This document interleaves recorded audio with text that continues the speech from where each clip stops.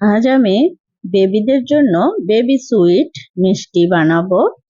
ইনশাল্লাহ এই মিষ্টি ছোট বড় সবাই পছন্দ করবে। তো আমি আয়শাস কুকিং শোতে সবাইকে স্বাগতম জানিয়ে আজকের রান্না শুরু করছি। শুরু করার আগে আমার ভিডিও যারা ফেসবুক থেকে দেখছেন তারা ফেসবুক পেজটি ফলো করে দিবেন, আর যারা ইউটিউব থেকে দেখছেন তারা প্লিজ সাবস্ক্রাইব করে পাশে থাকবেন। তো এই মিষ্টি বানানোর জন্য আমি একটা বাটিতে 1/3 কাপ ময়দা নিয়েছি আর হাফ কাপ গুঁড়া দুধ নিয়েছি। দেখুন একবারে সমান করে এই কাপের সমান করে গুঁড়া দুধ নিয়েছি। গুঁড়া দুধ নেওয়ার পরে আমি দিয়ে দিয়েছি হাফ টিস্পুন বেকিং সোডা।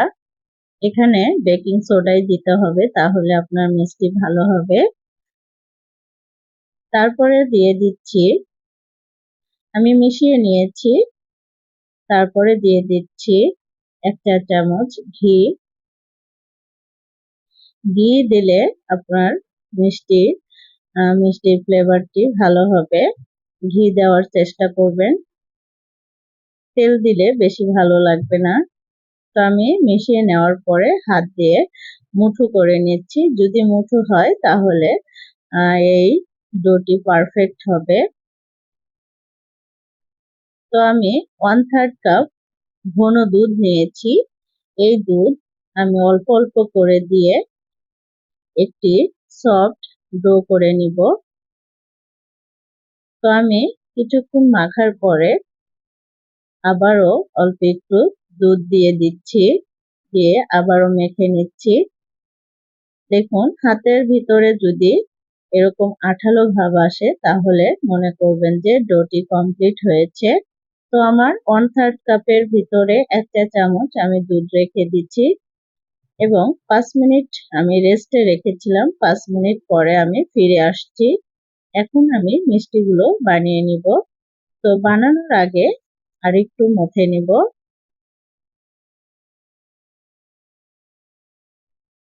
এবার আমি ছোট ছোট করে বল বানিয়ে নিব, একদম ছোট ছোট মার্বেলের মতো, কারণ ভাজলে এটা আরো বড় হবে। আর বেবি সুইট মিষ্টি ছোটই হয়। তো আমি অল্প একটু নিয়ে হাতের ভিতরে গোল শেপ দিয়ে দিচ্ছি। এই পর্যায়ে যদি আমার রেসিপি ভালো লেগে থাকে প্লিজ লাইক দিয়ে দিবেন। দেখুন আমি এরকম করে সবগুলো বল করে নিব, মিষ্টি করে নিব। তো আমার সবগুলো মিষ্টি বানানো হয়ে গেছে। এবার আমি চুলায় যাচ্ছি। চুলায় আমি প্যান বসিয়ে দিয়েছি, তেল দিয়েছি, তেল কুসুম গরম অবস্থায় সবগুলো মিষ্টি দিয়ে দিতে হবে। তো আমি সবগুলো মিষ্টি দিয়ে প্যানের হ্যান্ডেল ধরে আমি ঝাঁকিয়ে দিচ্ছি। তো আমি মৃদু আঁচে এই মিষ্টিগুলো ভেজে নিচ্ছি। আমি কয়েকটা মিষ্টি সাদা থাকতেই তুলে নিচ্ছি, তুলে সাইডে রেখে দিচ্ছি। আমার কিছু মিষ্টি ফেটে গেছে, দেখুন। হ্যাঁ, কয়েকটা মিষ্টি আমার ছেলে বানিয়েছে, ওকে বানাতে দিয়েছিলাম যে আব্বু তুমি বানাও, সেজন্য বানিয়েছে। তো আমি আবারও কিছু ব্রাউন মিষ্টি উঠিয়ে নিয়েছি, তারপরে আবার কিছু মিষ্টি একদম কালো জামের মতো করে নিয়েছি। দেখুন, তো আমার সবগুলো মিষ্টি ভাজা হয়ে গেছে। এবার আমি আরেকটি কড়াই দিয়েছি, কড়াইয়ের ভিতরে 1 কাপ চিনি দিয়ে দিচ্ছি।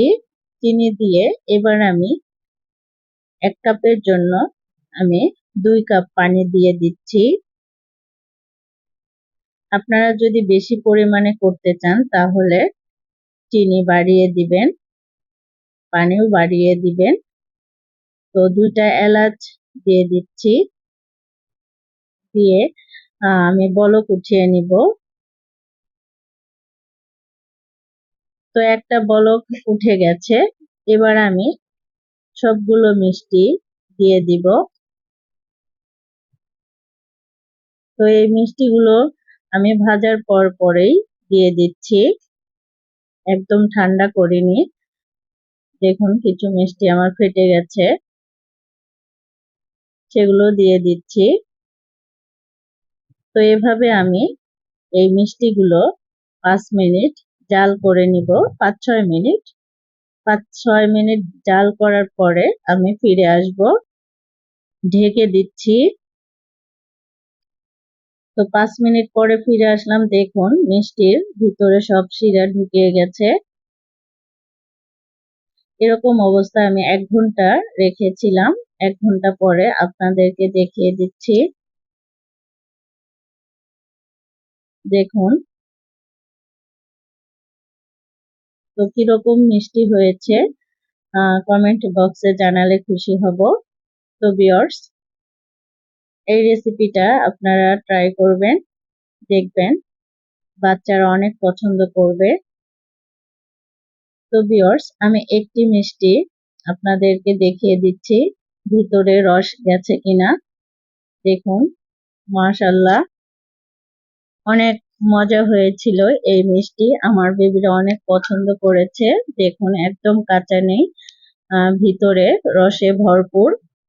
তো ভিউয়ার্স, আজকের মতো এখানে শেষ করছি। দেখা হবে নেক্সট ভিডিওতে। আসসালামু আলাইকুম, আল্লাহ হাফেজ।